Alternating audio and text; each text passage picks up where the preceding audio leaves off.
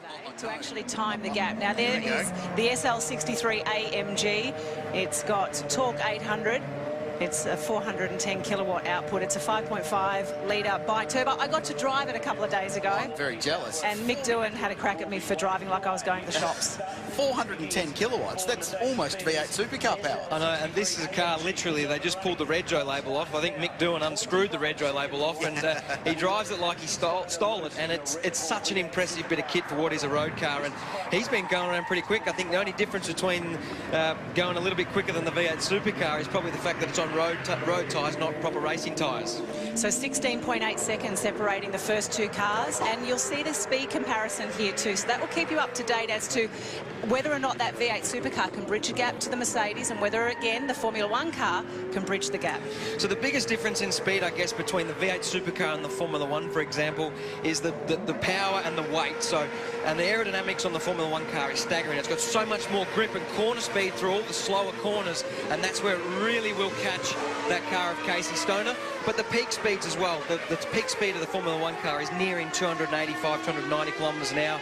Casey Stoner a lot closer to 265 k's, and Mick Doohan would be around about 250 kilometres an hour. 23.9 seconds was the gap between the V8 car and also then the F1 car. So I wanted to ask you as well, in terms of when we see the F1 car making up the speed, where is the ability for an F1 car to make up the speed? Is it the acceleration out of the corners? Is it just the sheer pace of the car? It's a combination of everything. I mean, the V8 supercar has 600 horsepower. It's got a lot of speed, but it's nearly, over a ton in weight. So getting that car around the corners is not as easy as a Formula One car. It's got a lot of aerodynamics. It's very light. So the corner speeds, entry, mid-corner and exit speed is superior to that of the V8 supercar. So there's Mick Doohan out of that fast chicane around the back of the circuit. So many great scenes there over the years at Albert Park. There's Casey Stoner, so you can see the gap closing in.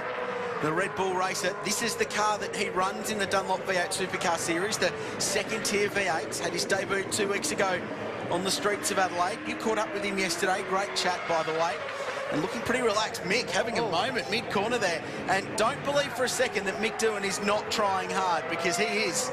And David Coulthard not yet in sight, guys, so he's not even in the screen. Oh, here he comes.